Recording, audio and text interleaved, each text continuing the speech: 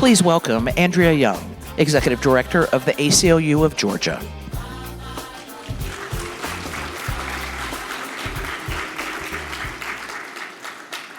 Good evening, and thank you all for joining us this evening. I'm very proud of the work the staff, board, supporters, allies, and volunteers of the ACLU of Georgia have accomplished in these very challenging times. The universal right to vote is an unfinished business in the South, a struggle that is grounded in the denial of citizenship to African Americans. Georgia has been and continues to be a persistent offender when it comes to voter suppression, erecting hurdles and barriers to citizen participation in the democratic process. As the foundation of democracy, voting rights is our primary work, certainly for the next 4 years.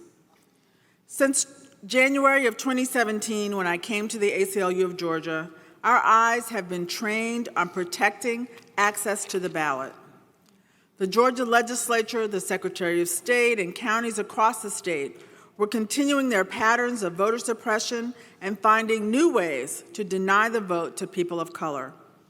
That July, we saw the Secretary of State attempt to purge 160,000 voters from the rolls and try again the next year and this time targeting 340,000. These efforts were successful in allowing the Secretary of State to ascend to the position of governor by a narrow margin. Nevertheless, we persisted in the courts, in the legislature, working with coalition partners and winning victories along the way, including restoring voters to the rolls, overturning the abortion ban, fighting to end cash bail and abuses in prison, contesting the Muslim ban, protecting LGBT rights, protecting the right to protest. Over the past 4 years, our board has become even more diverse with new expertise in finance, strategic planning, and community activism. Led by board member Lisa Amon, they developed a 3-year strategic plan that was approved a year ago. Our staff grew to 20, expanding the legal department led by legal director Sean Young, the political department led by Chris Bruce, Ana Maria Rosado leading the communications team, Kathy Egan leading development, and our deputy director, Lisa Adler, helping to keep this ship steady and moving in the right direction. We boosted our capacity for voting rights litigation, impact in the state legislature and local government, effective communications, and fundraising. And since January of 2020, more than 3,000 active volunteers supported our electoral and legislative programs, and 96 interns supported every aspect of our work. Building on our experience, we rolled out the Voter Access Project, led by Vasu Abhiraman, to improve election administration and ensure more access points for voting, build better linkages with state and county election boards, and expand our reach and deepen our work. We began 2020 prepared for the challenges we knew were coming, continued attempts at voter suppression, new and more elaborate voting machines that required tech skills and training, and then we adjusted for what we couldn't have anticipated, how COVID would threaten voter turnout. The Voter Access Project was a pathway to meet those challenges. We knew the presidential June 9th primary was going to be tough, but it became disastrous as many poll workers stayed home and stayed safe. Voting machines didn't work, and long lines were discouraging voters. That day, June 9th, galvanized us even more. By mid-July, we had devised and started advertising a new program to recruit poll workers. Georgia needed practical approaches to ensuring enough numbers of poll workers with the right skills and training who would ease voters' experience at the polls and minimize errors. Voting could become a better civic experience. With the help of 32 law firms, civic groups, service organizations, and bar associations, we collaborated to recruit and train over 2,700 poll worker candidates. Facilitated by the Secretary of State's office, we connected them to county election boards for training and placement, and eventually at least 650 poll workers and deputy registrars reported their service in at least 21 counties, and likely more. At least 10% of registered voters in Georgia had an ACLU recruited poll worker at their polling place on Election Day. The poll worker program changed everything by delivering a well-run election for a record number of voters. By Election Day, the long lines had dwindled and polling places ran smoothly. Voters were grateful. We had started something we could build on for next elections and that others around the country could replicate. The Stanford MIT Healthy Elections Project called it a national model, and it got attention across the country. And in a little while, you will hear from Dr. Bernard Fraga of Emory University on the evaluation.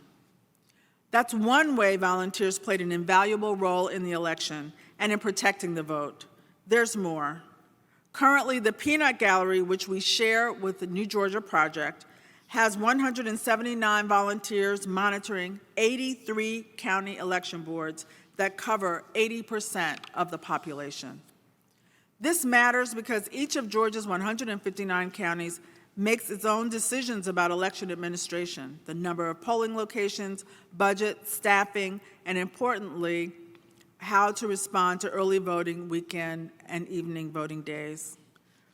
From the presidential primary through to the Senate runoffs, volunteers were our ground force, phone banking and texting to ensure voters knew how to vote, when to vote, and why. I'm very pleased to say we saw success in Cobb and Gwinnett and in Athens-Clarke, and that the engagement of civil liberties voters influenced statewide results in the presidential and Senate races. During the Senate runoff, our legal team blocked a last-minute voter caging scheme impacting hundreds of thousands of voters in every county in the state. Had we not been successful, the scheme could have produced chaos in polls across the state and disenfranchised countless voters. 12 days after the Senate runoff, the Georgia legislature convened. Nicole Robinson ran point on the legislative program. That session was all-consuming, more so than we had anticipated, as legislators came prepared to dismantle what the Secretary of State had repeatedly assured the former President and Congress was a safe, secure, and accurate election. It appeared that the governor thought so too, at least when he was voting. Eventually, 117 different voting rights bills were introduced and boiled down to a couple of omnibus bills with new provisions tossed in randomly along the way. Despite COVID, our team was present at the Capitol, analyzing every priority bill, offering testimony, preparing questions, sending out action alerts, briefing friendly legislators, coordinating with partners. And as a result, the bill that emerged preserved weekend voting, automatic voter registration, and no excuse absentee voting. Nevertheless, Senate Bill 202 is a sweeping voter suppression bill that allows the state election board to take over local elections and requires photo ID to vote by mail. The governor signed the bill in a closed-door session on the day that it passed, and we immediately filed a federal lawsuit challenging Senate Bill 202. On the upside, Georgia is the first state to end citizens' arrest. Special thanks to our political director, Chris Bruce, who was too often at the Capitol for 7 a.m. meetings called by legislators and then testifying at hearings throughout the day. We got to know legislators on both sides of the aisle. Even if they didn't agree with our positions, they always respected the hard work, the dedication, the expertise, and the nonpartisan approach that we took to principle. The elections and legislators are over momentarily. Redistricting will be managed by the same legislators who just rolled back voting rights, and so our staff is coordinating with National ACLU, organizing for the legislature's special session, likely in November. We're also ready for another contentious legislative session early in 2022, as legislators look at what will benefit them heading into another election season. A lot of education will be necessary to mitigate the impacts of the new sweeping voter suppression law. We will be helping county election boards understand the decisions that are theirs to make, how many early voting days, for example. We will be educating voters through town halls, social media, and radio advertising to help voters navigate the new restrictions for the municipal elections this November and take it to scale for the 2022 elections. We'll keep investing in the poll workers and deputy registrars programs and expand the peanut gallery into 122 counties by 2022 and add new program areas to recruit any new county election board members in key counties. Our work has a statewide impact. From Glenn County on the coast to Floyd in the north, we are present and engaged. Just last week, we prevented a poll closure in Quitman County. I believe our work in voting rights and our very democracy is the gateway to the other rights we cherish. When elections are free and fair, the majority of Georgia voters support the right to vote, reproductive freedom, freedom of speech and assembly, civil rights for all, regardless of race, color, religion, national origin, sex, gender, sexual orientation, physical ability. With your help, we will continue to work toward our vision of a state that guarantees all persons the civil liberties and rights in the United States and Georgia constitutions and Bill of Rights. Thank you.